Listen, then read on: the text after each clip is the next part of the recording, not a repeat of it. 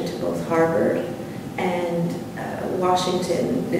George Washington in DC. Well, I wanted to do politics. I was interested in that sort of thing, so I thought I'll go to DC. And when the letter came accepting me to Harvard, my mom was like, that's obviously where you're going to go, right? And I thought, well, I don't know. Because in my mind, it wasn't that the school wasn't a good school. I knew it was a better school. But the biggest worry that I had was the culture of the school and my culture.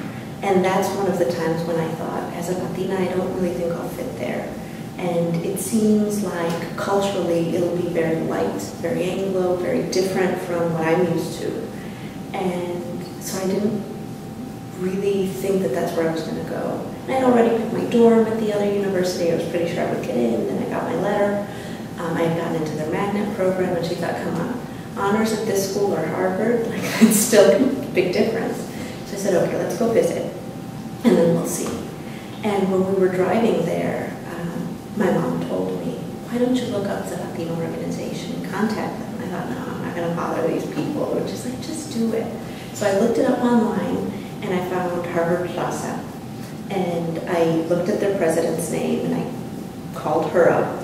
And she answered me right away. I think I sent an email, and then she called me back and said, oh, you're coming, you're a pre-frosh, that's great. You know, why don't we meet for coffee? I mean, this was back in the day when there wasn't a Starbucks on every corner, so I was like, ooh, go out for coffee. That seems very college, right? Nowadays, even, you know, the 10-year-olds get coffee at Starbucks. Back then, it was a big deal. So I went to the campus, and I met up with her. And when we went, first we showed up with the formal program. I was being housed with someone.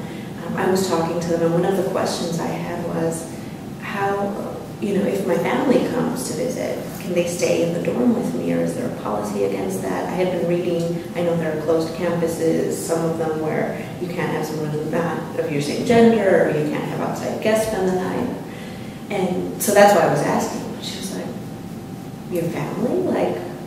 Like your parents or something? I said, yeah, like my mom or my dad come, could they stay here with me?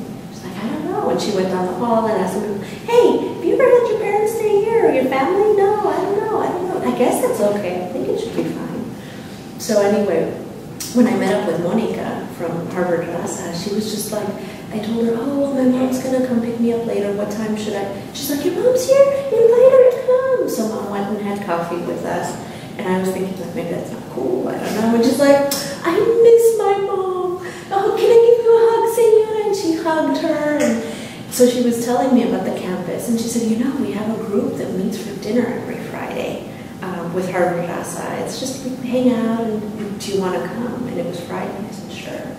And so I went to Mesa, and I asked them, so, you know, have any of you guys ever had a parents' day? Like, is that cool? Can family stay with you in your dorm? And they're like, oh, yeah, my mom stays all the time. Or whenever my brother comes, he stays for a week and crashes on the floor. Or, you know, sometimes they all come, and then I divvy them up across my friends because our dorms are small, and they sleep all over. And I thought, okay, they get it, right? They get it, they get me. And so we were talking, and it was like sitting around with a bunch of cousins. Just talking, they were talking about their families from East LA, from Houston, from Chicago, from all over. But I realized that we connected with our experiences. And so while I was in college, for me, culture played a big part. I did ballet folklorico, which I'd never done before, but I learned it there. And I didn't want to tell my parents about it. Because I didn't know if I'd be any good, if I'd be able to do it. Since the accident, I didn't know if I'd physically be able to do it. I had tried once before, and my legs just wouldn't do what I needed them to do, but I was stronger now, and I thought, okay, we'll see, but I'm not going to get them excited and then tell them, sorry, I dropped out, I couldn't do it. So when I went home for Thanksgiving, they didn't know anything about it, and I said, I have something to show you. And actually first I showed them a kata. So I was wearing my gi because I had done karate, and my dad was proud because I was getting stronger. It was for my physical health and safety. And I was still wearing it, and I told them, okay, try to imagine I'm wearing a different outfit. You'll get my drift when I get started. And I put on the jarabe tapatio, and here I am wearing my gi in the basement, doing it, and they told me afterwards, I mean, it took them a while. They sort of looked at me blankly for a few seconds, and then they just all of a sudden, tears started streaming down their face, both of them, I mean, at that moment. And that's when it clicked, because they said, we weren't expecting it at all, so it took a minute for us to be like, oh my God, that doesn't just sound like the Jarabe Tapatío, that's actually the Jarabe Tapatío. And Mom said, then I could just see it. I could see you wearing a dress and moving your arms. And you know, they said, we were really worried when you went away to Harvard because we thought that you might not come back the same person. We thought you might be ashamed of your family or of your culture.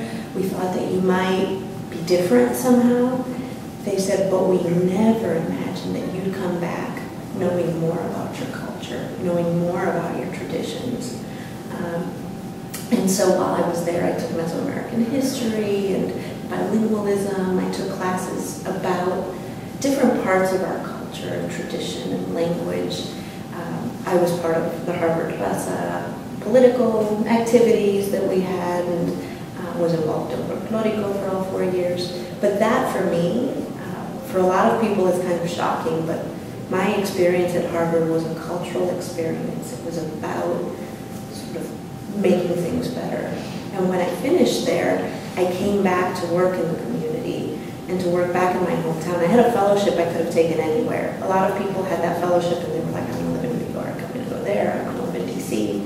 And I chose to come back to my small town to do work with immigrants, to work with families, particularly newly arrived families, non-English speaking families, to help them learn about the politics, the local, how the school structure, how it worked, help give them tools so that they could advocate for their kids.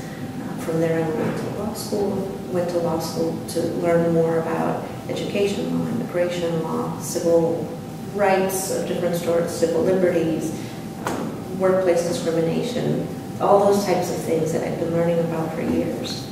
And from there, went into doing policy and advocacy work on immigration and education, and then moved into my current job. So throughout your lifetime, you've had several turning points where your ending point gets more and more exact.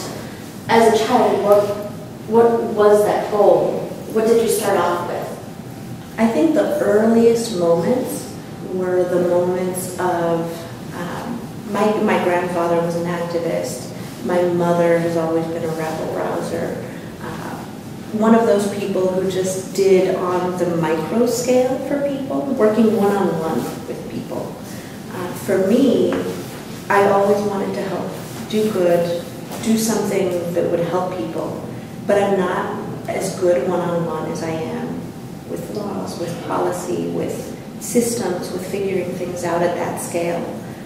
So when I came back from college, it was a great opportunity because I got to work with my mom, and I got to see where I fit in making positive change.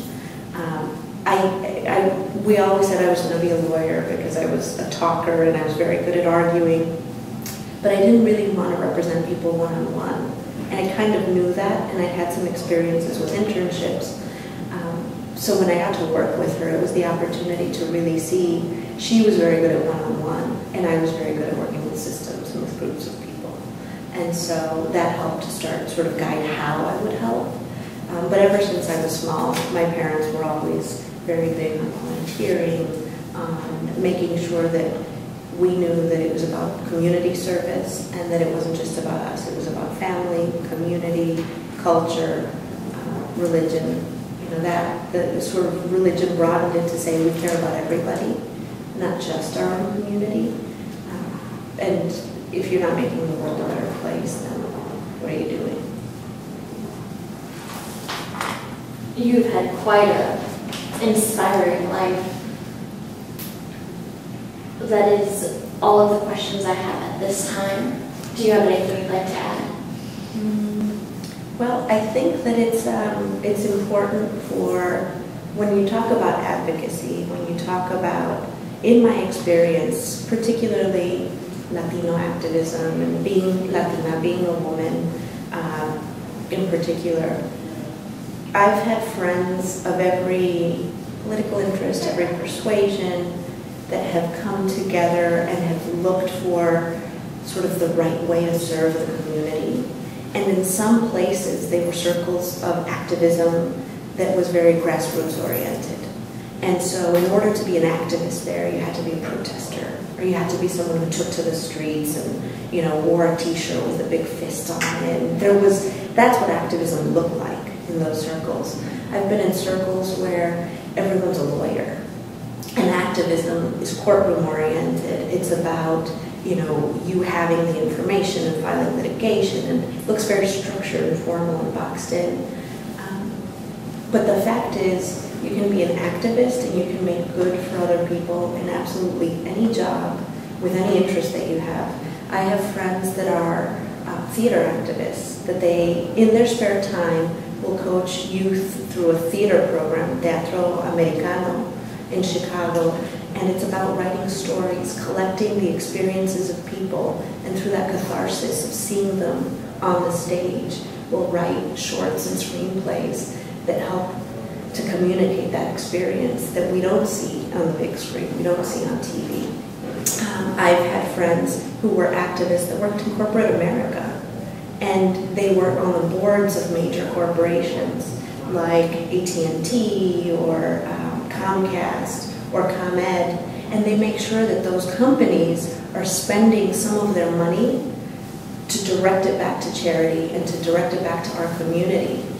And they've also made sure that they're making decisions that are smart for all of us and that actually benefit communities, where new structures get put in, that sort of thing. I have friends that are politicians, elected officials, right? Mainstream elected officials. I have others that work at Latino organizations. In every single role that you have, you can be a nurse and make sure that there are sufficient services and translation and cultural sensitivity taking place in your workplace. Right? There's always something you can do, so it doesn't have to look just one way.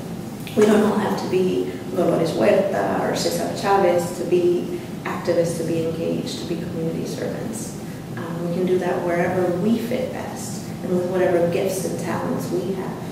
And if you bring that to the table with the intention of serving others, I think that you find that your pathway sort of opens up for you. Excellent. And in a couple of words, what seed of advice can you give young children, children in college, adults in college, or people who are 30 and don't know where to go, that want to help? Well, there are always the typical things, right? You can go volunteer, there are websites, National Council of La Raza, if you're interested in the Dreamers, United We Dream, dreamactivist.org, all of these places where you can find out what's happening and try to get involved. But what I really recommend is that it's not just something you do on the weekend or in your spare time, because so few of us have spare time, right? That it be part of what you do every day. And so I always tell my friends, especially the ones that are looking to make a change, I think that if you can find the intersection between your talent, your passion, and your interest. What do you like to do? I am great at a lot of things. I don't like doing all of them. But if you can do something that you're good at and that you enjoy doing, and it drives towards your passion, something you would do for free, but if you can get paid to do it, all the better. That ends up being where you're able to really drive home and you don't get upset because you're going to go to work, or you don't get bored, or you don't, oh, TGIF, thank God the week's over. You're excited about what you do every single day. Excellent. Thank you very much. This was an interview for Mexican American Studies on the 26th of November. Thank you very much, Reyna Hernandez. It was a pleasure having you.